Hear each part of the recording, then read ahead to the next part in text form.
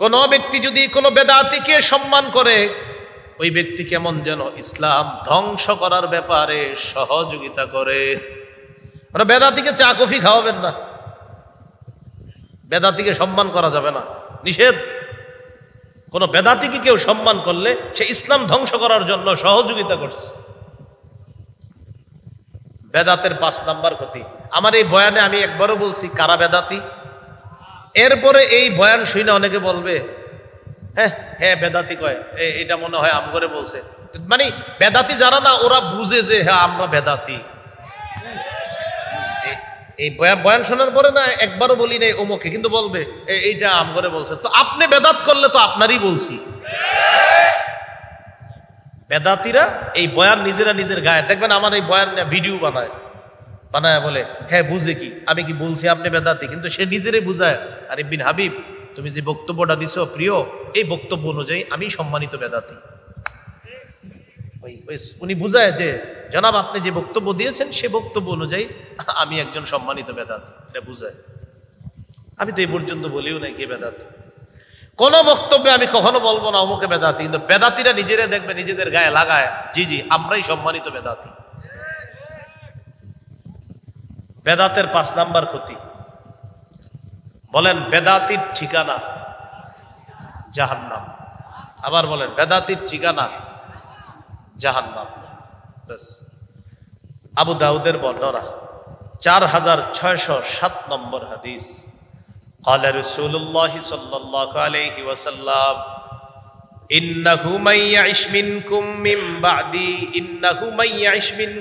بعدي فسيرى اختلافا كثيرا। নবীজি বলেন আমার পর যারা দুনিয়াতে থাকবা তোমরা প্রচুর মতভেদ দেখতে পাবা। এক দল বলবে একটা, আর এক দল বলবে আর একটা। ওই মুহূর্তে তোমরা কি করবা? 2টা জিনিস তোমরা আঁকড়ে ধরবা। নবী বলেন 1 নাম্বার আলাইকুম বিসুন্নতি, আমার সুন্নাত আঁকড়ে ধরবা। 2 নাম্বার সুন্নাতিল খুলাফায়ে রাশিদিন আল মাহদিয়িন, হেদায়েত প্রাপ্ত খুলাফায়ে রাশিদার সুন্নাত আঁকড়ে ধরবা।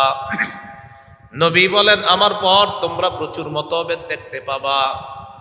ওই মুহূর্তে তোমরা কি করবা? 1 নাম্বার আমার সুন্নাত আঁকড়ে ধরবা। 2 নাম্বার আমার হেদায়েত প্রাপ্ত খুলাফায়ে রাশিদার সুন্নাত আঁকড়ে ধরবা। এখন আমাদের সমাজে আছে একদল বলে জুমার আগে আজান একটা, আর একদল বলে 2টা। আসেনি? তাহলে মতভেদ হলো কিনা? আর নবী বলছে আমার পরে দুনিয়াতে যারা থাকবা অনেক মত হবে। তাহলে বলেন তো একদল বলে আজান কয়টা? একটা। আরেক দল বলে কয়টা? এবার নবী সমাধান দিছে কি বলেন তো? মতভেদ লাগলে 1 নাম্বার আমার সুন্নত, 2 সাহাবীদের সুন্নত। এবার নবীর সুন্নতে জুমার আজান পাই একটা। বলেন জুমার আজান নবীর সুন্নতে পাই কয়টা? সাহাবীদের সুন্নতে পাই 2টা। নবীর সুন্নতে পাই কয়টা? সাহাবীদের সুন্নতে পাই কয়টা? এবার আমার সাথে বলেন নবীর সুন্নত মানলে তাকে বলা হয় আহলুস সুন্নাহ। সাহাবীদেরটা মানলে তাকে বলা হয় আহলুস সুন্নাহ ওয়াল জামাআহ। কি বলা হয়? আহলুস সুন্নাহ ওয়াল। তো জুমার আজান একটা, এটা কার সুন্নাহে আছে? নবীর সুন্নাহে। জুমার আজান 2টা, এটা কার সুন্নাহে আছে? সাহাবীদের সুন্নাহে। নবী কি বলছে? শুধু আমার সুন্নত ধরো না সাহাবীদের সুন্নত ধরো। তাহলে মতভেদ লাগলো জুমার আজান একটা না 2টা? নবী বলে মতভেদ লাগলে আমার সুন্নত আর সাহাবীদের সুন্নত আঁকড়ে ধরো। নবীর সুন্নত আর সাহাবীদের সুন্নত আঁকড়ে ধরে আমরা জুমার আজান পেয়ে গেলাম 2টা। আর যারা নবীর সুন্নত আর সাহাবীদের সুন্নত আঁকড়ে ধরবে তাদেরকে বলা হয় আহলুস সুন্নাহ ওয়াল জামাআহ। এরপরে নবী বলেন ইয়াকুম ওয়াল মুহদাসাত ফাইন্না কুল্লা মুহদাসাতিন বিদআ ওয়া কুল্লা বিদআতিন দালালা ওয়া কুল্লা দালালাতিন ফিন্নার। দ্বীনের মধ্যে নতুন কিছু আবিষ্কার করা থেকে তোমরা বাঁচো। প্রত্যেক নতুন আবিষ্কার বেদাত, প্রত্যেক বেদাত পথভ্রষ্টতা, প্রত্যেক পথভ্রষ্টতার ঠিকানা হলো জাহান্নাম। বলি নাউযুবিল্লাহ। তাহলে বেদাতের সর্বশেষ পরিণতি কোথায়? জাহান্নাম। এই গেল বেদাতের ভয়াবহতা। এবার আমার সাথে বলেন আমাদের মাঝে কিছু মানুষ দিনকে পুঁজি করে বাড়াবাড়ি করে, কবরকে কেন্দ্র করে এমন কিছু বাড়াবাড়ি করে, এমন কিছু বেদাত করে যা মানুষকে শিরিক পর্যন্ত পৌঁছায় দেয়। এই আলোচনাটা একদম মন দিয়া শুই না, মুখস্থর মতো করে ফেলে অন্যদেরকে বলবেন, কারণ বর্তমানে এই জায়গাটা নিয়ে আমাদের দেশে সমস্যা হচ্ছে। সেটা কি? প্রথমে আমার সাথে এই ব্যাপারে একমত হন, বলেন আমরা কি আল্লাহর ওলিদের বিরুদ্ধে, আল্লাহর ওলির কবরের বিরুদ্ধে? তাহলে আমরা আল্লাহর ওলির বিরুদ্ধে না, আমরা আল্লাহর ওলির কবরের বিরুদ্ধে না। বলেন সবাই। তবে কোন অলির কবরকে কেন্দ্র করে যদি শিরিক হয়, যদি বেদাত হয়, যদি গাজার আসর হয়, যদি মেলা বসানো হয়, আমরা সেই শিরিকের বিরুদ্ধে, আমরা সেই বেদাতের বিরুদ্ধে, আমরা সেই গাজার বিরুদ্ধে, আমরা সেই মেলার বিরুদ্ধে আগেও ছিলাম, এখনো আছি, ভবিষ্যতেও থাকব।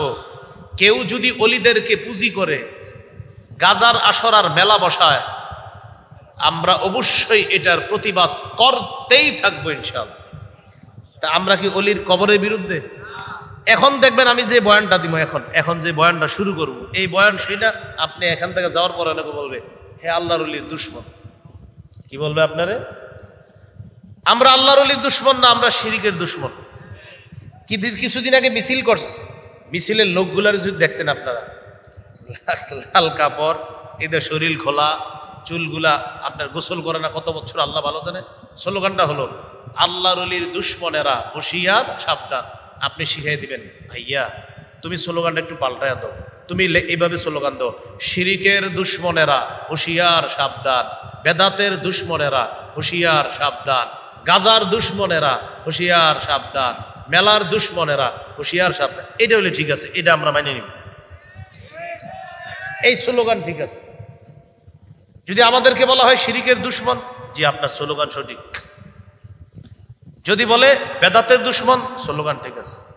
গাজার দুশমন, স্লোগান ঠিক। এই স্লোগান হইলে ঠিক আছে। এই যে লালন, এই আকীদার অনুসারী যারা, এখন তো একজন বইলেও ফেলছে সিগারেটের চেয়ে গাজা ভালো। কি বলছে এটা দেখেন না আপনারা, এটা ভিডিও বক্তব্য, এটা কোনো লেখা না। সিগারেটের চেয়ে গাঁজা ভালো। উনি গাঞ্জাময় ইসলাম এদেশে ইয়া করতে চাইতেছে, প্রতিষ্ঠিত করতে চাইতেছে। একটা লোক খুব উঠে পড়ে লাগছে, এই দেশের লালনবাদী ইসলাম এদেশে প্রতিষ্ঠিত করার জন্য উঠে পড়ে লেগেছে। অসম্ভব, মুসলমান বেঁচে থাকতে এই জাতীয় গাঞ্জাখুরি কাজ বাংলাদেশে হতে দেওয়া যাবে। হ্যাঁ, গাঁজাখুরি দেশে কায়েম করতে চাইতেছে। খোঁজ খবর রাখেন কিছু। রাসূলুল্লাহ সাল্লাল্লাহু আলাইহি সাল্লাম এবার কি বলে দেখেন। সহিহ বুখারীর বর্ণনা 427 নম্বর হাদিস। আম্মা জান আয়েশা সিদ্দিকা রাদিয়াল্লাহু তাআলা আনহার বর্ণনা, তিনি বলেন আন্না উম্মা হাবিবাতা ওয়া উম্মা সালামাতা রাদিয়াল্লাহু তাআলা আনহুমা যাকারাতা কানিসাতান রাআইনাহা বিল হাবাশা ফিহা তাসাবির। নবীর বিবি উম্মে হাবিবা উম্মে সালামা রাদিয়াল্লাহু তাআলা আনহুমা হাবশার মধ্যে একটা গির্জা দেখলেন, গির্জার মধ্যে কয়েকটা মূর্তি দেখলেন। গির্জা হলো ইবাদতখানা, ইবাদতখানার মধ্যে দেখলেন কয়েকটা মূর্তি। ফাযাকারাতাহু লিন-নবী সাল্লাল্লাহু আলাইহি ওয়াসাল্লাম, নবীর বিবি দুইজন আল্লাহর নবীর কাছে ব্যাপারটা জানাইলেন, ইয়া রাসূলুল্লাহ, হাবশায় গেলাম, যাওয়ার পর হাবশায় গেলাম, যাওয়ার পর একটা গির্জা দেখলাম, গির্জার মধ্যে দেখলাম মূর্তি দেখা যায়।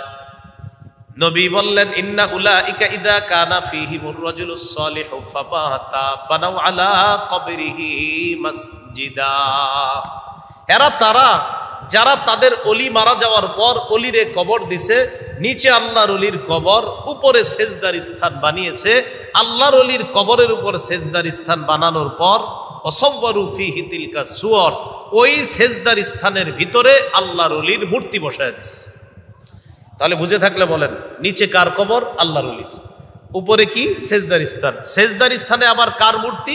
আল্লাহর অলির মূর্তি। এখন আপনারা একটু বুঝে শুনে বললেন, আমরা এই যে নিচে আল্লাহর অলির কবরটা, আমরা কি তার বিরুদ্ধে? কিন্তু কবরের উপরে যে সেজদার স্থান, এটার আবার সেজদার স্থানের ভিতরে যে আল্লাহর অলির মূর্তি, আমরা মূর্তির। এখন আমরা মনে করেন আল্লাহর অলির মূর্তির বিরোধিতা করলাম, এরপরে আপনি স্লোগান দিলেন আল্লাহর অলির দুশমনেরা হুঁশিয়ার সাবধান। স্লোগান কি সঠিক হলো? আর যদি এই স্লোগান হইতো আল্লাহর ওলির মূর্তির দুশ্মনেরা হুঁশিয়ার সাবধান, এটা ঠিক আছে না? আমরা তো আল্লাহর ওলির দুশ্মন, আমরা মূর্তির দুশ্মন। কিসের দুশ্মন? মূর্তির দুশ্মন। আলহামদুলিল্লাহ 90 ভাগ চলে গেছে, আর 10 ভাগ আছে। এগুলা যখন চলে যাবে এ দেশে রহমতের মতো রহমতের বৃষ্টি নাজিল হবে। আল্লাহ আমাদেরকে বুঝার তৌফিক দান করেন। রূপাপাত ইসলামিয়া মাদ্রাসা বোয়ালমারী ফরিদপুরের উদ্যোগে আয়োজিত 8ম বার্ষিক ওয়াজ মাহফিলের প্রধান অতিথি খতিবে জামান শেখুল হাদিস, সারা বাংলার আলোড়ন সৃষ্টিকারী বিশ্বনন্দিত মুফাসসিরে কোরআন মাওলানা নাসিরউদ্দিন যুক্তিবাদী দামাত বরকাতুহুমুল আলিয়া মুহতামিম সুলতানুল উলুম মাদ্রাসা গোপালগঞ্জ হযরত আলোচনা করে ফেলেছেন। বিশেষ আলোচক মুফাসসিরে কোরআন সুমধুর কণ্ঠস্বর মাওলানা মিজানুর রহমান ফরিদি মুহতামিম নারান্দিয়া মাদ্রাসা, তিনি এতক্ষণ আলোচনা করছিলেন। উপস্থিত হযরত উলামায়ে কেরাম, মুসলমান ভাইয়েরা, বিভিন্ন ঘর বাড়ি বাসা বাড়িতে অবস্থানরতা শ্রদ্ধা মা বোনেরা, আল্লাহ তাআলার দরবারে শুকরিয়া আদায় করছি আল্লাহ আমাদেরকে এই মাহফিলে উপস্থিত হওয়ার তৌফিক দান করেছেন বলে আলহামদুলিল্লাহ। বলেন তো পূর্ণাঙ্গ দ্বীনের নাম কি? আল্লাহর কাছে মনোনীত ধর্মের নাম ইসলাম। পালনের জন্য একটা কিতাব আছে, নাম কোরআনে সবকিছুর ব্যাখ্যা আছে, তাহলে হাদিস কেন দরকার? এটার জবাব হলো, বলেন আমার সাথে, 28 পারা 5 নম্বর পৃষ্ঠা সূরাতুল হাশর 7 নম্বর আয়াত। কত পারা, কত পৃষ্ঠা, কোন সূরা, কত নম্বর আয়াত? এই 7 নম্বর আয়াতে আল্লাহ বলেন, ওয়ামা আতাকুমুর রাসূলু ফাখুযুহু ওয়ামা নাহাকুম আনহু ফান্তাহু। রাসূল সাল্লাল্লাহু আলাইহি সাল্লাম তোমাদেরকে যা দেন তা গ্রহণ করো, যা থেকে নিষেধ করেন তা থেকে বিরত থাকো। বলেন তো নবী যা দেন তা গ্রহণ করার হুকুম কার? নবী যা থেকে নিষেধ করেন সেটা থেকে বেঁচে থাকতে বলেছেন কে? অতএব নবীর হাদিসের আদেশ নিষেধ মানা মানি কার হুকুম মানা? এই তো কোরআনে আছে হাদিস মানার কথা। তাহলে যারা বলে হাদিস মানা যাবে না, শুধু কোরআন মানলেই যথেষ্ট, তাদের কথা কি সঠিক না ভুল? বলেন তো কোরআনের কত নম্বর পারার কোন সূরার কত নম্বর আয়াতে হাদিস মানার কথা আছে? 5 নম্বর পৃষ্ঠা সূরা হাশর,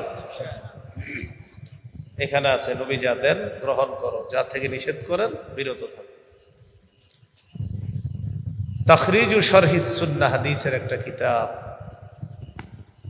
এই কিতাবের এক হাদিসে আল্লাহ রাসূল সাল্লাল্লাহু আলাইহি সাল্লাম বলেন, قال رسول الله صلى الله عليه وسلم ما تركت شيئا مما أمركم الله إلا وقد أمرتكم به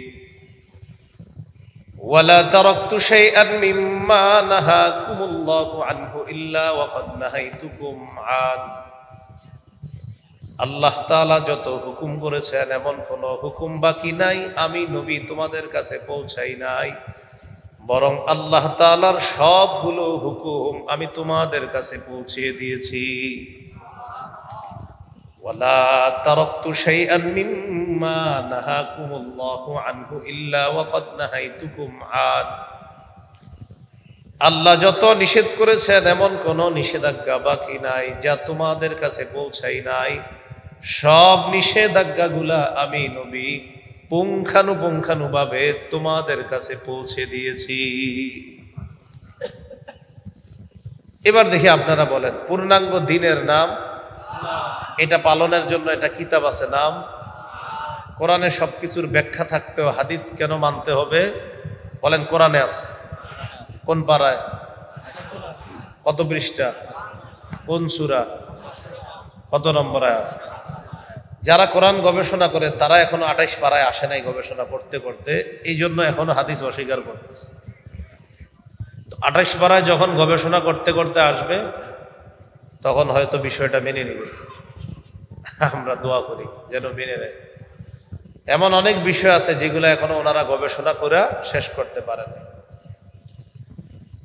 সহিহ বুখারীর বর্ণনা 349 নম্বর হাদিসে আছে, রাসূলুল্লাহ সাল্লাল্লাহু আলাইহি সাল্লাম মেরাজ থেকে যখন আসলেন, মুসা নবীর সাথে সাক্ষাৎ, জিজ্ঞাসা করলেন আল্লাহ তাআলা কি দিয়েছে আপনাকে? বললেন 50 ওয়াক্ত নামাজ। মুসা নবী বললেন আপনার উম্মত 50 ওয়াক্ত পড়বে না, কমায় আনেন। আল্লাহ তাআলার কাছে গেছে, আল্লাহ কমায়া দিস, 5 ওয়াক্ত কমায়া দিস। মুসা আলাইহিস সালাতু ওয়াস সালামের সাথে আবার সাক্ষাৎ, বললেন পারবে না, 45 ওয়াক্ত, আবার কমান। এইভাবে আসা যাওয়ার মাঝে আছে। রাসূলুল্লাহ সাল্লাল্লাহু আলাইহি সাল্লাম কমাইতে কমাইতে 45 ওয়াক্ত আল্লাহর কাছ থেকে কমিয়ে নিলেন। আছে কয় ওয়াক্ত? মুসা নবী বললেন কয় ওয়াক্ত নিয়ে যান? রাসূলুল্লাহ সাল্লাল্লাহু আলাইহি সাল্লাম বললেন 5 ওয়াক্ত নিয়ে যাই। মুসা আলাইহিস সালাতু ওয়াস সালাম বললেন আপনার উম্মত 5 ওয়াক্ত পড়বে না, আরো কমায় আনেন। কথা কিন্তু সঠিক বলছে। রাসূলুল্লাহ সাল্লাল্লাহু আলাইহি সাল্লাম বললেন ইস্তাহইয়াইতু মির রব্বি, আমার লজ্জা লাগতেছে, 5 ওয়াক্ত নিয়ে রওনা করি। রাসূলুল্লাহ সাল্লাল্লাহু আলাইহি সাল্লামকে আল্লাহ ডাক দিয়ে বললেন লা ইউবাদদালুল কওলু লাদাইয়া, হাবিব আমার কথার কোনো পরিবর্তন হবে না। 50 ওয়াক্ত নামাজ পড়লে 50 ওয়াক্তের সওয়াব দান করতাম, আপনার উম্মতকে জানায়া দেন 5 ওয়াক্ত নামাজ আদায় করলে আমি আল্লাহ 50 ওয়াক্তের সওয়াব দিয়ে দিব।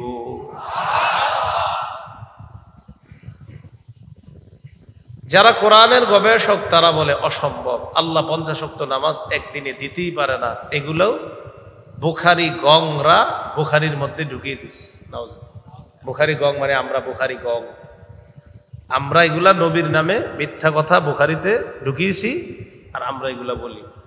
এগুলো হলো হাদিস অস্বীকারীদের দাবি। তাদের কথা হলো একদিনে 50 ওয়াক্ত নামাজ, এটা আকলে ধরে না, এটা আল্লাহ তাআলা দিতেই পারে না, এটা তাদের দাবি। তো আমার কথা হলো এরা কোরআন গবেষণা করতে করতে এখনো 21 নম্বর পারায় যায় নাই। কোন নম্বর বলেন? কত পারা? 14 নম্বর পৃষ্ঠা। কত? সূরা আলিফ লাম মিম আস-সাজদা, এই সূরাতে আছে আলফা সানাতিম মিম্মা তাউদ্দুন। কিয়ামতের ময়দানের একদিনকে আল্লাহ বলেছেন তোমাদের গণনা অনুযায়ী 1000 বছরের সমান। কয় হাজার? এখন বলেন তো 1000 বেশি না 50 বেশি? বলেন 1000 বেশি না 50 বেশি? একদিনে 50 ওয়াক্ত নামাজ, এটা ওনাদের মাথায় ধরে না। কোরআনের 21 নম্বর পারায় সূরা আলিফ লাম মিম আস-সাজদার যে আয়াতে আল্লাহ বলছে একদিনের পরিমাণ 1000 বছর, এটা মাথায় কেমনে ধরব? যার মাথায় একদিনে 50 ওয়াক্ত ধরে না, ওর মাথায় একদিনে 1000 বছর কিভাবে ধরবে? 21 পারায় আসার পর যখন গবেষক সাহেবরা আরেকটু সামনে যাইতে যাইতে 29 পারায় যাবে। কত পারায়? 10 নম্বর পৃষ্ঠা। কত? সূরা মাআরিজ। কোন সূরা? সূরা মাআরিজ, একদম শুরুতে আছে তারুজুল মালাইকাতু ওয়ার রূহু ইলাইহি ফি ইয়াউমিন কানা মিকদারুহু 50 আলফা সানা। আল্লাহ তাআলা বলেন কিয়ামতের ময়দানের একদিন হবে 50,000 বছরের সমান। কয় হাজার বছর? 1000 বেশি না 50,000 বেশি?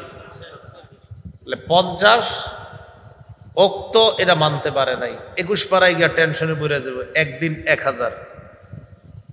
এইটা পড়ার পরে যখন 29-এ যাবে তখন আল্লাহ জানে কি অবস্থা হবে, যখন দেখবে একদিন 50,000। এক জায়গায় বলছে একদিন 1000 বছরের সমান, সূরা মাআরিজে বলছে 50,000 বছরের সমান। ওখানে যাওয়ার পর হযরতরা কি তখন কোরআনই অস্বীকার করে ফেলে কিনা আল্লাহ জানে। কারণ 50 মাথায় না ঢুকার কারণে হাদিস অস্বীকার করছে, তো 1000 যখন মাথায় ঢুকবে না আর 50,000 বছর মাথায় ঢুকবে না তখন কি বলবে আল্লাহ। আমি এই জাতীয় একজনের অনুসারীকে বলার পর যখন জবাব দিতে পারে না, সর্বশেষ আমারে বলে আপনি বিজ্ঞান বুঝেন না। কি বুঝেন না মানে এটা বলে দিল আর কি। আল্লাহ আমাদেরকে হেফাজত করেন। তাহলে বলেন তো পূর্ণাঙ্গ দ্বীনের নাম, এটা পালন করার জন্য একটা কিতাবের নাম। কোরআনে সবকিছুর ব্যাখ্যা থাকার পরেও হাদিস কেন মানতে হবে? কোরআনে আছে। কত পারায়, কত পৃষ্ঠা, কোন সূরা, কত নম্বর আয়াত? এই ধোঁকাবাজরা দাওয়াত দিতে আসলে এইভাবে এদেরকে পাল্টা বলে দিবেন। আল্লাহ তৌফিক দান করেন। এবার আমার সাথে একটু বলেন, মূল আলোচনায় ঢুকবো এখন। বলেন পূর্ণাঙ্গ দ্বীন পালন করতে গিয়ে বলেন কিছু মানুষ পূর্ণাঙ্গ দ্বীনের মধ্যে ইবাদতের নামে নতুন কিছু কিছু আবিষ্কার করে, ইহাকে বেদাত বলে। কি বলে? ইহাকে বেদাত বলে। এবার আমরা আলোচনা শুরু করবো। আবার বলছি, পূর্ণাঙ্গ দ্বীন পালন করতে গিয়ে আমাদের দেশের কিছু কিছু মানুষ এই পূর্ণাঙ্গ দ্বীনের মধ্যে ইবাদতের নামে সওয়াবের আশায় নতুন কিছু আবিষ্কার করে। বলেন তো এটার নাম কি?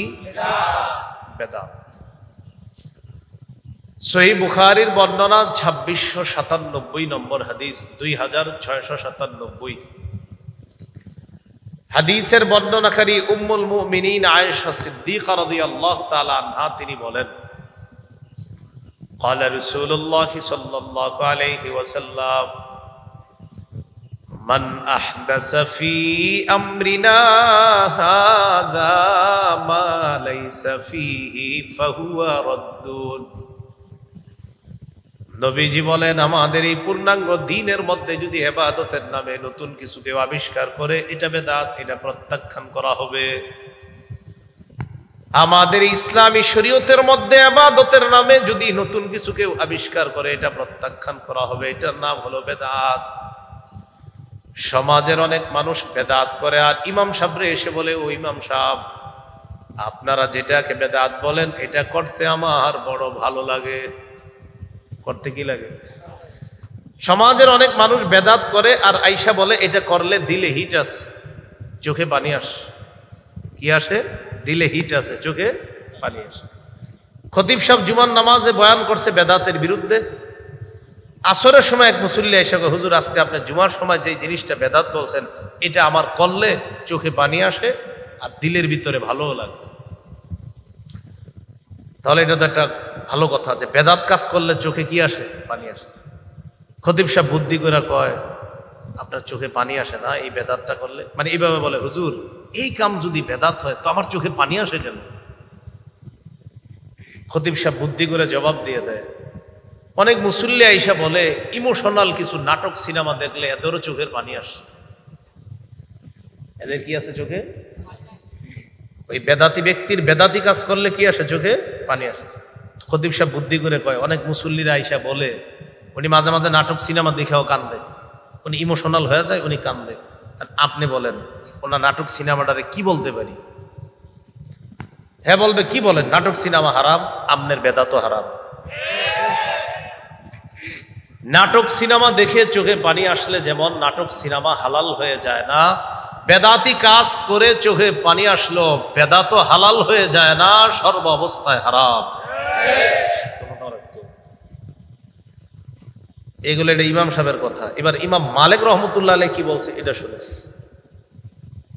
ইমাম মালিক রহমতুল্লাহ আলাইহি বলেন, মান ইবতাদাআ ফিল ইসলামি বিদআতান ইয়ারাহা হাসানা ফাকাদ জাআমা আন্না মুহাম্মাদান খানার রিসালা কোন ব্যক্তি যদি ইসলামের মধ্যে বেদাতি কাজ করে আর বলে এই বেদাতটা করতে আমার ভালো লাগে, ইমাম মালিক বলেন কেমন যেন এই ব্যক্তি আল্লাহ নবীর দায়িত্ব পালনের উপর প্রশ্ন তুলে বলতে চায়, নবী আপনি আপনার দায়িত্ব পালনে খেয়ানত করছেন, ত্রুটি করছেন, আমি আসছি আপনার দিনটা পূর্ণ করতে। কেউ যদি বেদাতি কাজ করে আর বলে ভালো লাগে, ইমাম মালিক বলেন সে কেমন যেন আল্লাহ রসুলের দায়িত্বের উপর প্রশ্ন তুলে বলতে চায় যে নবী পূর্ণাঙ্গ দিন রেখে যেতে পারে নাই, সে আসছে এটারে পূর্ণ করতে। না আপনারা বলেন নবী কি পূর্ণাঙ্গ দিন রেখে গেছে না অপূর্ণাঙ্গ? পূর্ণাঙ্গ। বলেন কি পূর্ণাঙ্গ? বলেন সূরা মাঈদা 3 নম্বর আয়াত। তো এই আয়াতে আছে আল্লাহ তাআলা বলেছেন আল-ইয়াউমা আকমালতু লাকুম দীনাকুম, আজ আমি তোমাদের জন্য তোমাদের দিন পূর্ণাঙ্গ করে দিলাম। তাহলে কেউ যদি বেদাত করে আর বলে এটা আমার ভালো লাগে, সে কার দায়িত্বের উপর প্রশ্ন তুলে? নবীজির। আল্লাহ আমাদেরকে হেফাজত করেন। বেদাতের ভয়াবহতা, বেদাতের ক্ষতি। বেদাতের 1 নম্বর ভয়াবহতা আমার সাথে বলতে হবে, বলেন বেদাতি ব্যক্তি, বেদাতি কর্মকাণ্ড না ছাড়া পর্যন্ত তার তওবা আল্লাহ তাআলা কবুল করবেন না। একজন ব্যক্তি বেদাত করে আর বলে আস্তাগফিরুল্লাহ আস্তাগফিরুল্লাহ আস্তাগফিরুল্লাহ, তওবা কবুল হবে না, তওবা কবুল হবে না। কেন? তুমি বেদাত যতক্ষণ না ছাড়বা। বেদাত ছাড়তে হবে। দলিল সহিহুত তারগীব হাদিসের কিতাব 54 নম্বর হাদিস। قال رسول الله صلى الله عليه وسلم إن الله حجب التوبة عن كل صاحب بدعة حتى يدع بدعته। নবীজি বলেন আল্লাহ তাআলা প্রত্যেক বেদাতির তওবা ততক্ষণ কবুল করেন না যতক্ষণ বেদাতি ব্যক্তি তার বেদাত নামক কর্মকাণ্ড ছেড়ে না দেয়, ততক্ষণ তার তওবা আল্লাহ তাআলা কবুল করেন না। হাদিসের ভাষ্য হলো তার তওবার দরজা আল্লাহ বন্ধ করে দেয়। তওবার দরজা আল্লাহ কি করে? কেন বন্ধ করে? মুহাদ্দিসিনে কেরাম লেখছেন বেদাতি ব্যক্তি তার বেদাত নামক কাজটা সঠিক মনে করে করে, বেদাতি ব্যক্তি তার বেদাতি নামক কাজটা সঠিক মনে করে করে, এই জন্য তার তওবার নসিব হয় না, কারণ সে যেটা করে এটাকে সে সঠিক মনে করে। আপনি দেখবেন কোন ব্যক্তি বেদাতি করে আর তাকে যদি আপনি বলেন এটা বেদাত, তখন সে আপনাকে মুখের উপর বলবে তোর আন্দাজি কইও না, আমার দাদা জান করছে, আমার আব্বাও করছে, আমার আব্বা কি বেদাত কাজ করে গেছে? এরকম জবাব। আল্লাহ আমাদেরকে হেফাজত করেন। বেদাতের 2 নাম্বার ভয়াবহতা, বলেন বেদাতি ব্যক্তি কিয়ামতের ময়দানে হাউজে কাউসারের পানি থেকে বঞ্চিত হবে। সহিহ বুখারীর বর্ণনা 6583 নম্বর হাদিস এবং 6584 নম্বর হাদিস। এই 2 হাদিসের মধ্যে রাসূলুল্লাহ সাল্লাল্লাহু আলাইহি সাল্লাম বলেন قال رسول الله صلى الله عليه وسلم انا فرطكم على الحوض। নবীজি বলেন কিয়ামতের ময়দানে আমি আগে আগে হাউজে কাউসারের পারে চলে যাব তোমাদেরকে পানি পান করানোর জন্য। মান মাররা আলাইয়া শারিবা ওয়া মান শারিবা লাম ইয়াজমা আবাদা। নবী বলেন আমার কোন উম্মত যদি আমার সামনে দিয়ে অতিক্রম করে কাউসারের পানি পান করবে, কোন উম্মত যদি 1 ঢোক কাউসারের পানি পান করে, সে আর পিপাসার্ত হবে না। হাউজে কাউসারের পানিটা কোথায় পান করবে নবীজি বলেন তো? কিয়ামতের মাঠে। হাউজে কাউসারের পানি নবী কোথায় পান করাবে? কিয়ামতের মাঠে। এবার একটু বুঝেন, এটা হলো কিয়ামতের মাঠ, এটা হলো জান্নাত। এই মাঝখানে একটা ব্রিজ হবে, এটার নাম পুল সিরাত। কিয়ামতের মাঠে নবীজি পানি পান করাবে। বুখারী মুসলিমের হাদিসে আসছে কাউসার নাহরুন ফিল জান্নাহ। কাউসার হলো জান্নাতের একটা নদীর নাম। বলেন কাউসার কোথার একটা নদীর নাম? এখন আপনারা বলেন তো কাউসার কোথায়? জান্নাতে। বলেন কাউসার কোথায়? নবী পানি পান করাবে কোথায়? How is it possible? কেমনে সম্ভব? জান্নাতে হলো কাউসার, পানি পান করাবে কিয়ামতের মাঠে, মাঝখানে হলো ব্রিজ, নিচে হলো জাহান্নাম। কাউসার কোথায়? পানি পান কোথায় হবে? কেমনে? সহিহ মুসলিমের বর্ণনায় আসছে, রাসূল সাল্লাল্লাহু আলাইহি সাল্লাম বলেন, মিজাবানে মিনাল জান্নাহ, জান্নাত থেকে দুইটি নালার মাধ্যমে আল্লাহ তাআলা জান্নাতের ওই নদী থেকে দুইটি নালা ফিট করে দিবেন। এই নালার মাধ্যমে কিয়ামতের ময়দানে একটা হাউজ আল্লাহ নির্মাণ করবেন। ওই হাউজের মধ্যে কাউসার নামক নদীর পানিগুলা নালা দিয়ে গিয়ে হাউজের মধ্যে জমবে, আর ওই হাউজ থেকে আল্লাহ নবী উম্মতকে পানি পান করাবেন। নালা দিয়ে যাবে, মিজাবান, দুই নালা দিয়ে পানি যাবে। নবীজি বলেন, সুম্মা লা ইয়ারিদান্না আলাইয়া আকওয়ামুন আ'রিফুহুম ওয়া ইয়া'রিফুনানি, এরপর আমার সামনে একদল মানুষ আসবে যাদেরকে আমি চিনবো, তারাও আমাকে চিনবে, আমি তাদের নবী, তারা আমার উম্মত। নিয়ম অনুযায়ী আমি আমার উম্মতকে পানি পান করাতে চাইবো। ইউহালু বাইনি ওয়া বাইনাহুম, হঠাৎ আমার মাঝে আর তাদের মাঝে পর্দা পড়ে যাবে, প্রতিবন্ধকতা সৃষ্টি করা হবে। আল্লাহ তাআলাকে বলবো, আল্লাহ ইন্নাহুম মিন্নি, তারা তো আমার উম্মত।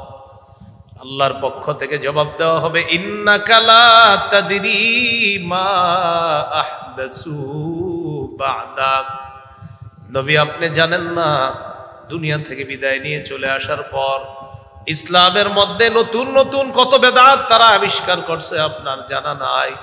এই বেদাতি কর্মকাণ্ড করার কারণে আজকে তাদেরকে পানি পান করাতে পারবেন না, নাউজুবিল্লাহ। যেই নবী মাত্র আল্লাহকে বলবে, আল্লাহ এরা তো আমার উম্মত, এই নবী এখন বলবে, সুহকান সুহকান লিমান গায়্যারা বা'দি, দূর হও, দূর হও, আমার সামনে থেকে দূর হও, যারা আমার পর আমার শরীয়তকে পরিবর্তন করে দিয়েছে, তাদের চেহারাটাও আমি দেখতে চাই না। দূর হও আমার সামনে থেকে, তোমরা, তোমাদেরকে দেখতে চাই না। এই হলো বেদাতের 2 নম্বর ক্ষতি। বেদাতের 3 নম্বর ক্ষতি, বলেন, যে বেদাত করে অথবা অন্য কোনো বেদাতিকে আশ্রয় দেয়, উভয়ের উপর আল্লাহর অভিশাপ, ফেরেশতাদের অভিশাপ, সকল মানুষের অভিশাপ। আপনাদের এলাকার কেউ কোনো বেদাতিকে 2-3 গুন্ডা জমি দিয়ে দিস, আপনি এই জায়গায় আস্তানা বানান, আস্তানা বানানোর পর আপনার যত কর্মকাণ্ড পরিচালনা করেন। এই যে বেদাতি ব্যক্তিকে আপনি আস্তানা করার জন্য জায়গা দিলেন, আপনার উপর আল্লাহর অভিশাপ, বেদাতির উপর আল্লাহর অভিশাপ। এই বেদাতি এই জায়গায় আস্তানা গাড়ার পর 50-60 বছর পরে যখন মারা যায়, তখন এলাকাবাসী আবেগে তার একটা মাজার বানায়। কি বানায়? মাজার, হজরতের মাজার বানায়। বানানোর পর এবার লাল কাপড় টাপড় ইত্যাদি ঝুলায়, কারণ মাজার ব্যবসার প্রথম শর্ত লাল কাপড় ঝুলাইতে হবে, লাল শালু ডালু ইত্যাদি এগুলা দিতে হবে। এগুলা দিয়ে এবার শুরু হয়ে গেল বিজনেস। আমরা আল্লাহর ওলির বিরুদ্ধে না, আল্লাহর ওলির কবরের বিরুদ্ধে না, কিন্তু আল্লাহর ওলির কবরকে কেন্দ্র করে কবর ব্যবসা আর মাজার ব্যবসার বিরুদ্ধে আমরা। এই কথাটা মাথায় রাখতে হবে। সহিহ বুখারীর বর্ণনা 3172 নম্বর হাদিস। قال رسول الله صلى الله عليه وسلم من أحدث حدثا أو آوى محدثا فعليه لعنة الله والملائكة والناس أجمعين। নবীজি বলেন, কেউ যদি কোনো বেদাতি কর্মকাণ্ড করে অথবা কোনো বেদাতিকে আশ্রয় দেয়, তার উপর আল্লাহর অভিশাপ, ফেরেশতাদের অভিশাপ, সকল মানুষের অভিশাপ, নাউজুবিল্লাহ। বেদাতের 4 নাম্বার ক্ষতি এবং সবচেয়ে ভয়াবহ ক্ষতি, বলেন, কোন এলাকায় একটি বেদাত প্রতিষ্ঠিত হলে ওই এলাকা থেকে আল্লাহ তাআলা একটি সুন্নত উঠায় নেয়, কিয়ামতের আগে ওই জাতিকে সেই সুন্নত আর আল্লাহ ফিরিয়ে দেয় না। এটা হলো 4 নাম্বার ক্ষতি। আপনারা কোনো বেদাত করবেন, এই বেদাত যদি এলাকায় প্রতিষ্ঠিত হয়, আল্লাহ সুন্নত উঠায় নিবে, এই সুন্নত আর ফিরাইয়া দিবে না। হাজারো সুন্নত আমাদের চোখের সামনে, তৌফিক হয় না আমল করার। মসজিদে ঢুকার সময় মসজিদের দরজায় লেখা আল্লাহুম্মা ফতাহলি আবওয়াবা রাহমাতিক, লেখা দেখাও মুখে পড়ার তৌফিক হয় না। মসজিদ থেকে বের হওয়ার সময় লেখা আছে আল্লাহুম্মা ইন্নী আসআলুকা মিন ফাদলিক, দেখার পরেও পড়ার তৌফিক হয় না। আজকে রাতে অনেকে খানা খাইছেন, বিসমিল্লাহ পড়ার তৌফিক হয় নাই শুরুতে, জানেন পড়া সুন্নত কিন্তু পড়েন নাই। আজকে সকালে দুপুরে খানা খাইছেন, বিসমিল্লাহ পড়া সুন্নত জানেন কিন্তু বলার তৌফিক হয় নাই। কেন জানেন? বেদাতীদের সাথে আপনারা এইভাবে বলছেন থাক চলুক না, থাক চলুক না। এই থাক চলুক না করতে করতে বেদাতীদেরকে আশ্রয় দিছেন, প্রশ্রয় দিছেন। আল্লাহ এখন সুন্নত পালনের তৌফিকও দেয় না। এই জন্য এদেরকে এই থাক থাক কয়া ছাড় দিয়ে না, বেদাতীদেরকে যে থাক থাক চলতে থাক না, আছে তো চলতে থাক। প্রথমে ওর ভক্ত থাকে 10 জন, পরে হয় 10,000, পরে হয় 10 লাখ, বাস এবার আর আস্তানা করে ফেললে কিছু করার থাকে না। সুনানে দারিমি হাদিসের কিতাব 98 নম্বর হাদিস, ক্বালা রাসূলুল্লাহ সাল্লাল্লাহু আলাইহি ওয়াসাল্লাম মাবতাদা কওমুন ফি দীনিহিম বিদআতান ইল্লা নাযাআল্লাহু মিন সুন্নাতিহিম সুন্নাতান সুম্মা লা ইউঈদুহা ইলাইহিম ইলা ইয়াউমিল কিয়ামাহ। নবীজি বলেন, কোন জাতি যখন তাদের ধর্মের মধ্যে একটা বেদাত করে, ওই জাতির থেকে আল্লাহ তাআলা একটা সুন্নত উঠায় নেয়। এই সুন্নত ওই জাতিকে আল্লাহ কিয়ামতের আগে আর ফিরিয়ে দেয় না। ইবনে মাজার বর্ণনা 2865 নম্বর হাদিস, ক্বালা রাসূলুল্লাহ সাল্লাল্লাহু আলাইহি ওয়াসাল্লাম ইন্নাহু সায়ালি মিনকুম মিন বাদি রিজাল ইউতফিউনাস সুন্নাতা ওয়া ইউহদিসুনা বিদআ। নবীজি বলেন, তোমাদের পর, আমার পর তোমাদের ধর্মীয় নেতা হবে এমন মানুষ, যে মানুষরা সবার সামনে সুন্নত মিটাইয়া দিবে, বেদাত প্রতিষ্ঠিত করবে। লাখ লাখ মানুষের সামনে মিম্বরের মধ্যে বসে, চেয়ারের মধ্যে বৈশা বেদাত মুখ দিয়া সাপ্লাই করে আর বলে নবী প্রেমের কোনো দলিল লাগে না, ওহাবিরা কথাগুলা বুঝে নাই।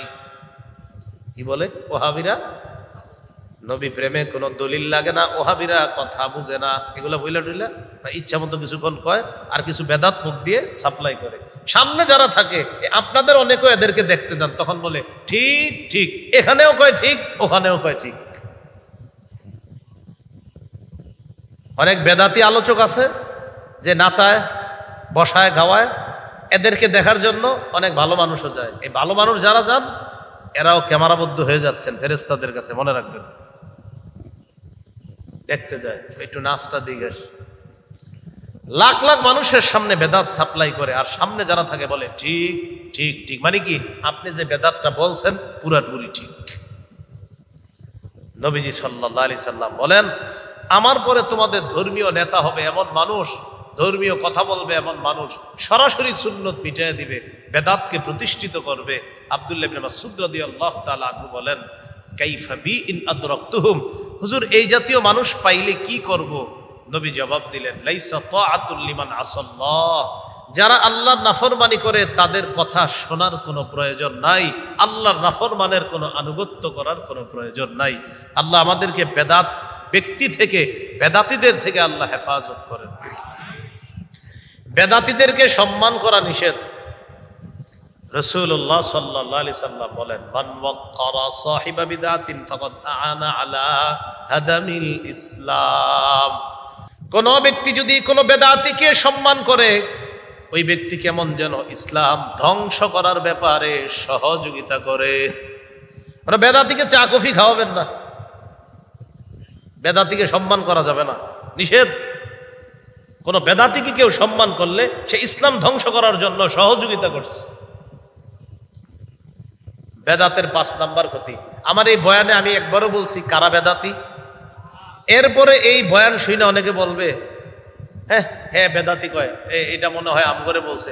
মানে বেদাতি যারা না, ওরা বুঝে যে হ্যাঁ আমরা বেদাতি। এই বয়ান শোনার পরে না একবারও বলি নাই ওমকে, কিন্তু বলবে এইটা আমগরে বলছে। তো আপনি বেদাত করলে তো আপনারই বলছি। বেদাতিরা এই বয়ান নিজেরা নিজের গায়ে, দেখবেন আমার এই বয়ান ভিডিও বানায় বলে হ্যাঁ বুঝে কি, আমি কি বলছি আপনি বেদাতি, কিন্তু সে নিজেরই বুঝায় আরে বিন হাবিব তুমি যে বক্তব্যটা দিছো প্রিয়, এই বক্তব্য অনুযায়ী আমি সম্মানিত বেদাতি। উনি বুঝায় যে জনাব আপনি যে বক্তব্য দিয়েছেন সে বক্তব্য অনুযায়ী আমি একজন সম্মানিত বেদাতি, এটা বুঝায়। আমি তো এই পর্যন্ত বলিও নাই কে বেদাতি, কোন বক্তব্যে আমি কখনো বলবো না অমুকে বেদাতি, কিন্তু বেদাতিরা নিজেরা দেখবে নিজেদের গায়ে লাগায় জি জি আমরাই সম্মানিত বেদাতি। বেদাতের 5 নাম্বার ক্ষতি, বলেন বেদাতির ঠিকানা জাহান্নাম। আবার বলেন বেদাতির ঠিকানা জাহান্নাম। ব্যাস, আবু দাউদের বর্ণনা 4607 নম্বর হাদিস। قال رسول الله صلى الله عليه وسلم إنه من يعش منكم من بعدي إنه من يعش منكم بعدي فسيرى اختلافا كثيرا। নবীজি বলেন আমার পর যারা দুনিয়াতে থাকবা তোমরা প্রচুর মতভেদ দেখতে পাবা। এক দল বলবে একটা আর এক দল বলবে আর একটা। ওই মুহূর্তে তোমরা কি করবা? 2টা জিনিস তোমরা আঁকড়ে ধরবা। নবী বলেন 1 নাম্বার আলাইকুম বিসুন্নতি, আমার সুন্নাত আঁকড়ে ধরবা। 2 নাম্বার সুন্নাতিল খুলাফায়ে রাশিদিন আল মাহদিয়িন, হেদায়েত প্রাপ্ত খুলাফায়ে রাশিদার সুন্নাত আঁকড়ে ধরবা। নবী বলেন আমার পর তোমরা প্রচুর মতভেদ দেখতে পাবা।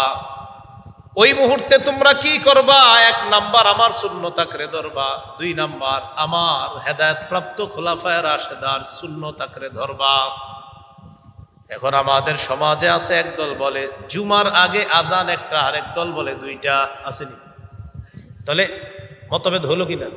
আর নবী বলছে আমার পরে দুনিয়াতে যারা থাকবা অনেক মত হবে। তাহলে বলেন তো একদল বলে আজান কয়টা? একটা। আরেক দল বলে কয়টা? এবার নবী সমাধান দিছে কি বলেন তো? মতভেদ লাগলে 1 নাম্বার আমার সুন্নত, 2 সাহাবীদের সুন্নত। এবার নবীর সুন্নতে জুমার আজান পাই একটা। বলেন জুমার আজান নবীর সুন্নতে পাই কয়টা? সাহাবীদের সুন্নতে পাই 2টা।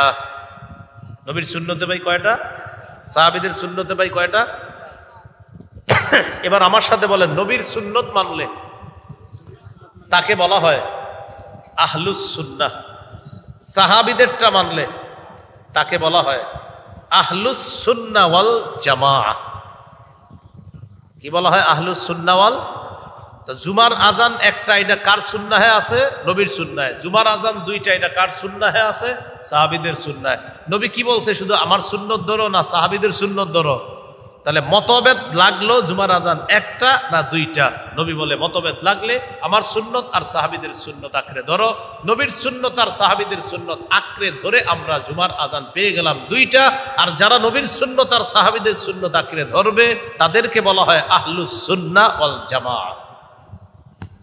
এরপরে নবী বলেন ইয়াকুম ওয়াল মুহদাসাত ফাইন্না কুল্লা মুহদাসাতিন বিদআ ওয়া কুল্লা বিদআতিন দালালা ওয়া কুল্লা দালালাতিন ফিন্নার।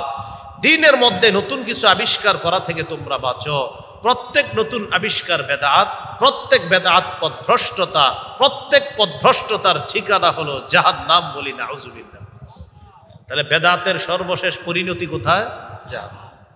এই গেল বেদাতের ভয়াবহতা। এবার আমার সাথে বলেন আমাদের মাঝে কিছু মানুষ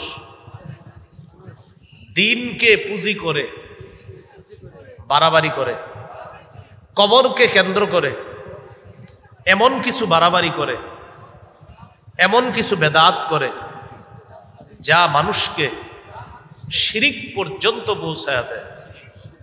এই আলোচনাটা একদম মন দিয়ে শুই না, মুখস্থর মতো করে ফেলে অন্যদেরকে বলবেন।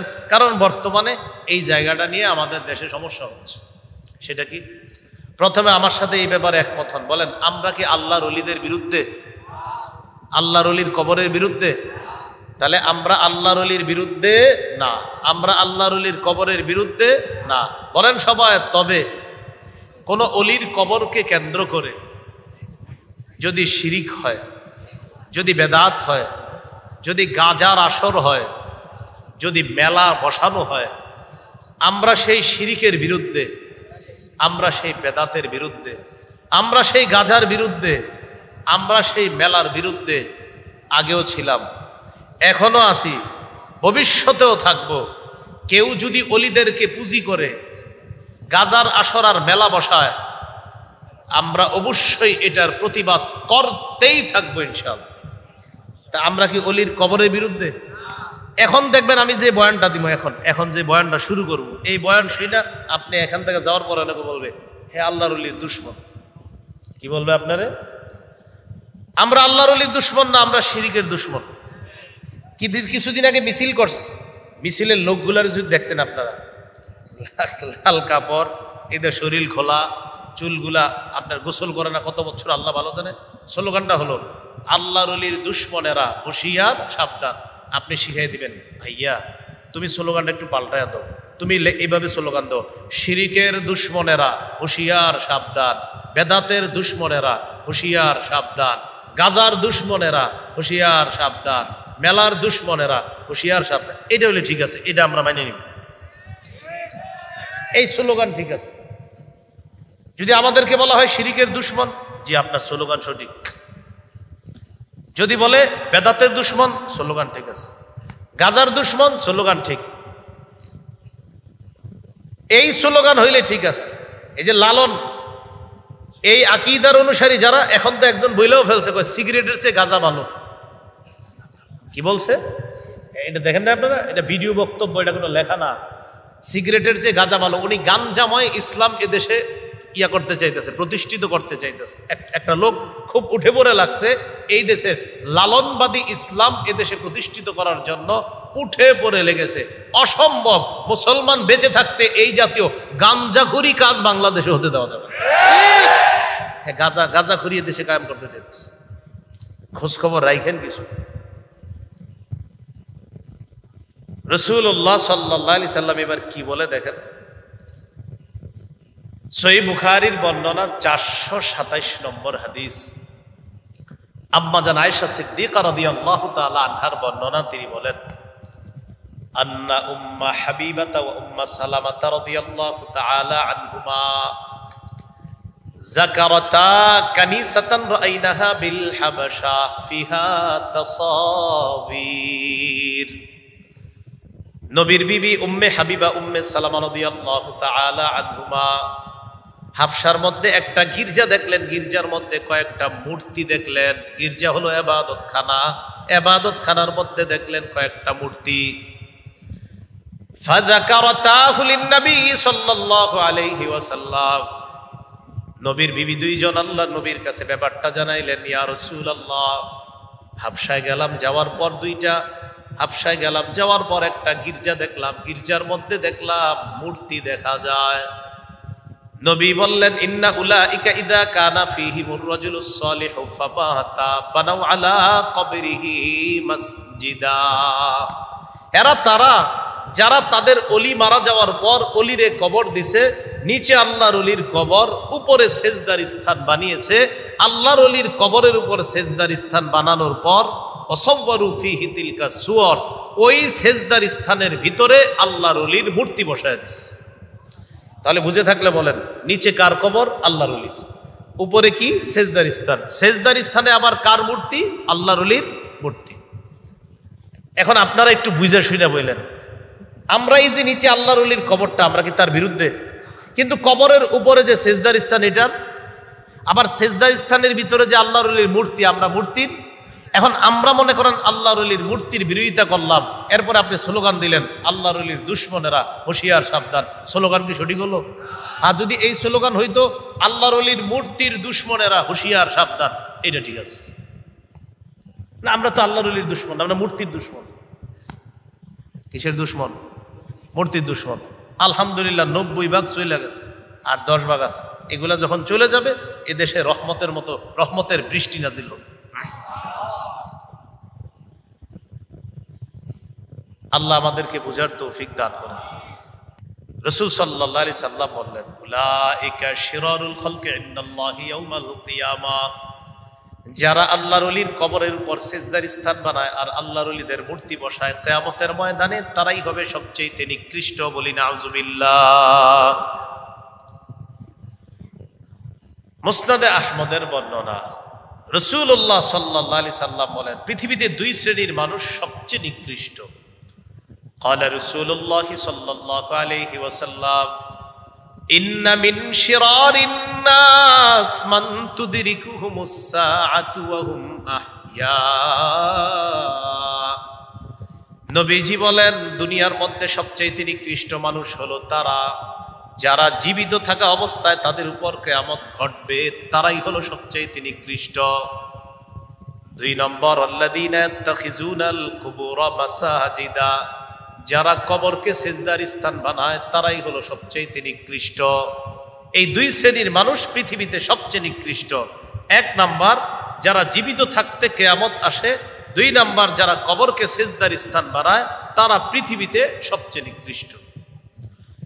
রাসূলুল্লাহ সাল্লাল্লাহু আলাইহি সাল্লাম ইন্তেকালের 5 দিন আগে একটা হাদিস বলছে। হাদিসের গুরুত্ব কম না অনেক বেশি? অনেক বেশি। সহিহ মুসলিমের বর্ণনা 1175 নম্বর হাদিস, মাদ্রাসার পাঠ্যপুস্তক অনুসারে 532 নম্বর হাদিস।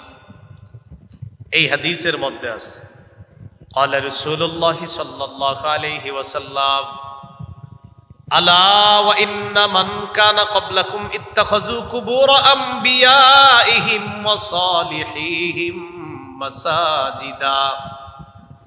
নবী বলেন তোমাদের পূর্ববর্তী জাতি তাদের নবী ওলিদের কবরকে সিজদার স্থান বানিয়েছে। আলা ফালা তাত্তাখিজুল কুবুর মাসাজিদা, তোমরা কিন্তু কবরকে সিজদার স্থান বানাবা না। আনহাকুম আন যালিকা, আমি নবী তোমাদেরকে নিষেধ করে গেলাম, তোমরা কিন্তু কবরকে সিজদার স্থান বানাবা না। কত মায়া করে বলতেছে উম্মত, আমি তোমাদেরকে নিষেধ করে যাচ্ছি, কবরকে সিজদার স্থান বানাও না। অতীতের জাতি তার নবী ওলিদের কবরকে সিজদার স্থান বানিয়েছে, তোমরা কবরকে সিজদার স্থান বানাবা না। এটা ইন্তেকালের কয়দিন আগে বলছে? 5 দিন। এবার একটা হাদিস বলি, ইন্তেকালের দিনের হাদিস, তাহলে এই হাদিস আগেরটার চেয়ে আরো গুরুত্ব। সহিহ বুখারীর বর্ণনা 435 নম্বর হাদিস, লাম্মা নুজিলা বিরাসূলিল্লাহি সাল্লাল্লাহু আলাইহি ওয়াসাল্লাম, আল্লাহ নবীর যখন মুমূর্ষ অবস্থা হলো, তফিকা ইয়াতরাহু খামিসাতান আলা ওয়াজহিহি, নবী তার চেহারা মুবারক একটা কাপড় দিয়ে ঢাকলেন, চেহারা কাপড় দিয়ে ঢাকলেন। মুমূর্ষ অবস্থায় নবী তার চেহারা মুবারক কাপড় দিয়ে ঢাকলেন। কাপড় দিয়ে চেহারা মুবারক ঢাকার পর ফাইদা তাম্মা, নবীর প্রাণটা যখন বের হবে, কাশাফাহা আন ওয়াজহিহি, আল্লাহ নবী তার চেহারা থেকে কাপড়টা সরাইছে। মুমূর্ষ অবস্থায় চেহারাটা কাপড় দিয়ে ঢাকছে, প্রাণ যখন বের হবে চেহারা থেকে কাপড়টা সরাইছে। কাপড় সরানোর পর আল্লাহ নবী বললেন, লানাতুল্লাহি আলাল ইয়াহুদি ওয়ান নাসারা, ইহুদিদের উপর আল্লাহর অভিশাপ, খ্রিস্টানদের উপর আল্লাহর অভিশাপ। ইত্তাখাযু কুবুর আম্বিয়াইহিম মাসাজিদা, ইহুদিরা তাদের নবীদের কবরকে সিজদার স্থান বানিয়েছে, খ্রিস্টানরা তাদের নবীদের কবরকে সিজদার স্থান বানিয়েছে। ইউহাদ্দিরু মা সানাউ, নবী সতর্ক করে দিচ্ছেন উম্মত, তোমরা কিন্তু কবরকে সিজদার স্থান বানাবা না।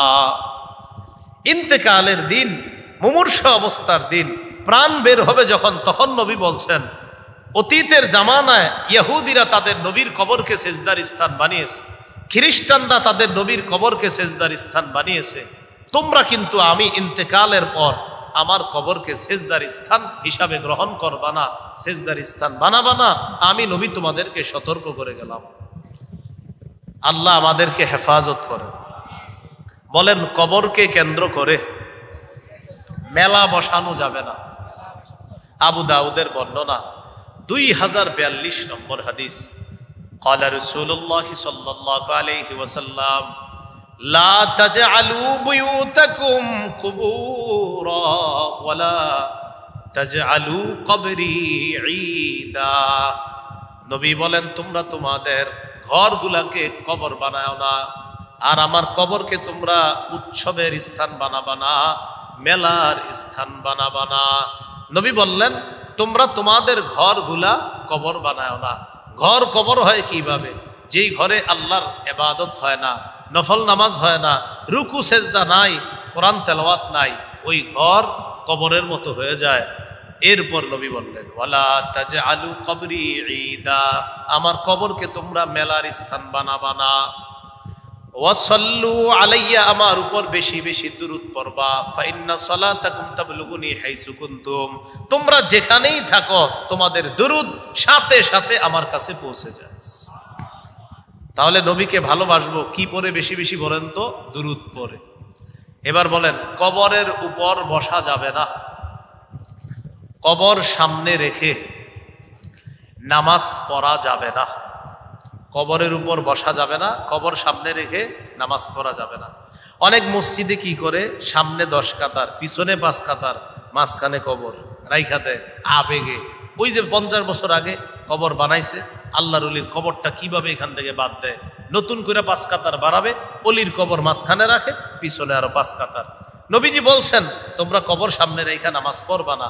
কেন আপনার এত আবেগ কাজ করলো? আপনি সামনে বাড়াইতে পারলেন না, কেন কবরের পিছনে কাতার বাড়াইতে হবে? আবু দাউদের বর্ণনা 3229 নম্বর হাদিস।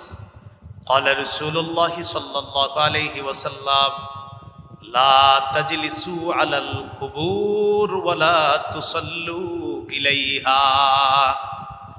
নবীজি বলেন তোমরা কবরের উপর বসবা না, কবর সামনে রেখে নামাজ পড়বা না, কবরের উপর বসবা না, কবর সামনে রেখে নামাজ পড়বা না।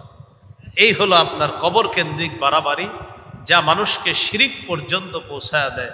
আল্লাহ আমাদেরকে হেফাজত করেন। ইবনে মাজার বর্ণনা 3085 নম্বর হাদিস। ক্বালা রাসূলুল্লাহ সাল্লাল্লাহু আলাইহি ওয়াসাল্লাম ইয়াকুম ওয়াল গুলুওয়া ফিদ্দীন, তোমরা দ্বীনের ব্যাপারে বাড়াবাড়ি করা থেকে বাঁচো। ফাইন্নাহু আহলাকা মান কানা ক্বাবলাকুম আল গুলুউ ফিদ্দীন, তোমাদের পূর্ববর্তী জাতি দ্বীনের ব্যাপারে বাড়াবাড়ি করার কারণে তারা ধ্বংস হয়ে গিয়েছে। তোমরা দ্বীনের ব্যাপারে বাড়াবাড়ি করবা না, দ্বীনের ব্যাপারে বাড়াবাড়ি করা থেকে বাঁচো। অতীতের জাতি দ্বীনের ব্যাপারে বাড়াবাড়ি করার কারণে ধ্বংস হয়ে গেছে। আবু দাউদের বর্ণনা 4608 নম্বর হাদিস। ক্বালা রাসূলুল্লাহ সাল্লাল্লাহু আলাইহি ওয়াসাল্লাম হালাকাল মুতানাত্তিউনা হালাকাল মুতানাত্তিউনা হালাকাল মুতানাত্তিউন। নবীজি বলেন বাড়াবাড়িকারীরা ধ্বংস, বাড়াবাড়িকারীরা ধ্বংস, বাড়াবাড়িকারীরা ধ্বংস, সীমালঙ্ঘনকারীরা ধ্বংস। আল্লাহ আমাদেরকে বাড়াবাড়ি করা থেকে হেফাজত করেন। বেদাত থেকে বাঁচার উপায় কি? বেদাত থেকে বাঁচার উপায় হলো মৌলিকভাবে 2টা। বলেন কয়টা? 1 নম্বর নবীর পূর্ণ আনুগত্য করা, 2 নম্বর নবীজির মৃত সুন্নতকে জিন্দা করা। নবীজির আনুগত্য করা যেমন সহিহ বুখারীর বর্ণনা 7283 নম্বর হাদিস। এই হাদিসের মধ্যে আছে রাসূলুল্লাহ সাল্লাল্লাহু আলাইহি সাল্লাম বলেন আমার দৃষ্টান্ত আর আমাকে যে হেদায়েত দিয়ে আল্লাহ পাঠিয়েছেন এর দৃষ্টান্ত হলো এমন ব্যক্তির মতো যেই ব্যক্তি কোনো জাতির কাছে এসে বলল ইন্নামা আনান নাযীরুল উরিয়ান, আমি স্পষ্ট সতর্ককারী, আমি তোমাদেরকে সতর্ক করে দিচ্ছি অমুক জায়গায় রাআইতুল জাইশা বিআইনাইয়া, আমার 2 চোখ দিয়ে আমি শত্রু বাহিনী দেখে আসছি, সৈন্যবাহিনী যারা সশস্ত্র তোমাদের উপর হামলা চালাবে তাদেরকে দেখে আসছি, এমন একদল বাহিনী 2 চোখে দেখে আসছি। আমার কথাগুলা তোমরা বিশ্বাস করো, যারা বিশ্বাস করো তাড়াতাড়ি তোমরা নিরাপদ জায়গায় চলে যাও। হাদিসে আসছে একদল তার কথা মানছে, মানার পর তিনি নিরাপদ জায়গায় চলে গেছে, আরেক দল তার কথা না মেনে ওই জায়গায় স্থান নিয়েছে। শত্রু বাহিনী রাতের বেলা অতর্কিত হামলা চালায় তাদেরকে ধ্বংস করে দিছে। নিরাপদ স্থানে যারা চলে গেল তারা সফল হলো না যারা না মাইনা থেকে গেল তারা সফল? যারা নিরাপদ স্থানে চলে গেল তারা সফল।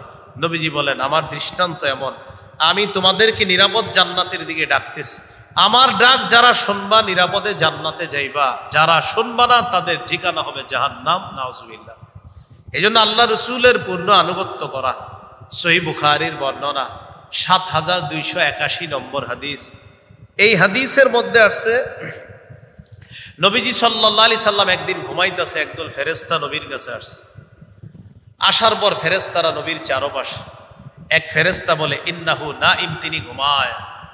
আরেক ফেরেশতা বললেন ইন্নাল আইনা নাইমা ওয়াল কলবা ইয়াহজান, তার চোখ ঘুমায় কিন্তু অন্তর ঘুমায় না, অন্তর জাগ্রত আছে। এই কথা বলার পর ফেরেশতারা বললেন, ইন্না লিসাহিবিকুম হাযা মাসালা ফাদরিবু লাহু মাসালা, তোমাদের এই সাথীর একটা দৃষ্টান্ত বর্ণনা করো। তখন ফেরেশতাদের মধ্যে একজন বললেন, তিনি তো ঘুমায়। আরেকজন বললেন, তার চোখ ঘুমায় কিন্তু অন্তর ঘুমায় না। এবার ফেরেশতারা তার দৃষ্টান্ত বর্ণনা করতে লাগলেন। মাসালুহু কামাসালি রাজুলিন বানা দারা ওয়া জাআলা ফিহা মা'দুবা, তার দৃষ্টান্ত হলো এমন এক ব্যক্তির মতো, যে ব্যক্তি একটা ঘর বানিয়েছে, ঘরের মধ্যে একটা দস্তরখান বিছিয়েছে। ওয়া বা'আসা দা'iয়া ফামান আজাবা দা'iয়া দাখালাদ দারা ওয়া আকালা মিনাল মা'দুবা ওয়া মান লাম ইউজিবিদ দা'iয়া লাম ইয়াদখুলিদ দারা ওয়া লাম ইয়াকুল মিনাল মা'দুবা। নবীজির দৃষ্টান্ত হলো এমন এক ব্যক্তির মতো, যে ব্যক্তি একটি ঘর বানিয়েছে, ঘরের মধ্যে একটি দস্তরখান বিছিয়েছে, দস্তরখানের মধ্যে রং বেরঙের সুন্দর সুন্দর খাবার। আহ্বানকারী বাহিরে গিয়ে আহ্বান করছে, মানুষ আমার কথা যারা শুনবা, ঘরে ঢুকতে পারবা, দস্তরখানের খাবার খেতে পারবা। একদল তার কথা শুনছে, শোনার পর ঘরে ঢুকছে, দস্তরখানের খাবার খেয়েছে। আরেক দল তার কথা শুনে নাই, ঘরেও যেতে পারে নাই, দস্তরখানের খাবার খেতে পারে নাই। ফেরেশতারা এইগুলা বইলা বলতেছে, আউবিলু হালা, তাকে ব্যাখ্যা শোনায় দাও। এই যে কথাগুলো আমরা বললাম, ঘরের কথা বললাম, আহ্বানকারীর কথা বললাম, একদল মানুষ আইসা ঘরে ঢুকবে, দস্তরখানের খাবার খাবে, এই কথাগুলা এই ঘুমন্ত নবী সাল্লাল্লাহু আলাইহি সাল্লামকে বলে দাও। এক ফেরেশতা বললেন, ইন্নাহু নাঈম, তিনি তো ঘুমায়। আরেক ফেরেশতা বললেন, ইন্নাল আইনা নাঈমা ওয়াল কলবা ইয়াকযান, তার চোখ ঘুমায় কিন্তু অন্তর জাগ্রত আছে। ফেরেশতারা এবার ব্যাখ্যা দিতে লাগলেন। ফাদ্দারু আল জান্নাহ, ঘরের দৃষ্টান্ত হলো আল্লাহর জান্নাত। আহ্বানকারীর দৃষ্টান্ত হলেন মুহাম্মদ সাল্লাল্লাহু আলাইহি ওয়াসাল্লাম। নবী বাহিরে গিয়ে আহ্বান করে, কেমন যেন আমাদের প্রত্যেককে ডেকে ডেকে বলে, উম্মত আমার কথা যারা শুনবা, জান্নাত নামক ঘরে যাইবা, আর জান্নাতের দস্তরখানের খাবার খেতে পারবা। যারা আমার কথা শুনবে না, তারা ঘরেও যেতে পারবে না, দস্তরখানের খাবারও তারা খেতে পারবে না। এই হলো নবীর দৃষ্টান্ত। যারা নবীর আনুগত্য করবে, তারা ঘরে ঢুকতে পারবে, দস্তরখানের খাবার খেতে পারবে। আর যারা দস্তরখানে নবীর কথা শুনবে না, দস্তরখানের খাবারেও তারা অংশগ্রহণ করতে পারবে না। এটা হলো রাসূল সাল্লাল্লাহু আলাইহি সাল্লামকে আনুগত্য করা আর নাফরমানি করার দৃষ্টান্ত। এবার রাসূল সাল্লাল্লাহু আলাইহি সাল্লাম, এখানে কি ওই আচ্ছা কালেকশন সময়ের অভাবে হয়নি। আমার আগে যিনি আলোচনা করেছেন, উনি ভদ্রতার খাতিরে আলোচনা ছেড়ে দিয়েছেন। ভদ্রতা কাকে বলা হয় জানেন? উনি বললেন, হুজুরের সামনে কালেকশন করা বেয়াদবি। তো হুজুর তো এসে বললেনই আপনি করেন।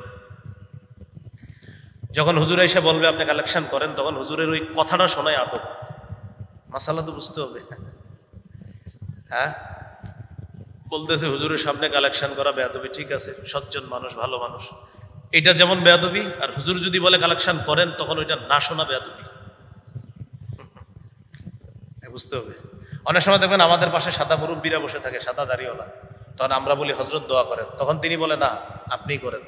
তাহলে আমার বয়স কম, উনি বেশি, তাহলে মুরব্বী থাকার পরেও ওনার দোয়া করা উচিত। উনি কি বলে, তুমি করো দোয়া, এর মানে তখন মুরব্বীর হুকুম পালন করে আমি দোয়া করি, এটাই আদব। আদব ছিল মুরব্বী দোয়া করা। মুরব্বী বলতেছে তুমি দোয়া করো, তখন মুরব্বীর হুকুম শোনা, এটাই আদব। যখন আপনি বলবেন যে হজরতের সামনে কথা বলা বেয়াদবি, যখন হজরত বলবে বলেন, তখন হজরতের এই কথাটা শোনা হলো আদব। আল্লাহ বুঝার তৌফিক দান করেন। হ্যাঁ, রাসূলুল্লাহ সাল্লাল্লাহু আলাইহি সাল্লামকে আনুগত্য করা। 2 নাম্বার, মৃত সুন্নতকে জিন্দা করা। মৃত সুন্নতকে কি করা? জিন্দা করা। তিরমিজির বর্ণনা 2677 নম্বর হাদিস, রাসূলুল্লাহ সাল্লাল্লাহু আলাইহি সাল্লাম বলেন, মান আহইয়া সুন্নাতাম মিন সুন্নতি কদ উমিতাত, আমার একটা মৃত সুন্নতকে যদি কেউ জিন্দা করে, ফালাহু আজরু মান আমিলা বিহা, আল্লাহ তাআলা যতজন ব্যক্তি তাকে দেখে এই সুন্নাহের উপর আমল করবে, আল্লাহ তাকে ওই পরিমাণ সুন্নাহ আমলকারীর সওয়াব তাকেও দান করবে। আল্লাহ আমাদের সকল যে কথাগুলো শুনলাম বললাম, বেদাতের মোকাবেলায় সুন্নাহ যেন আমরা সমাজে প্রতিষ্ঠিত করতে পারি, আল্লাহর তৌফিক দান করেন।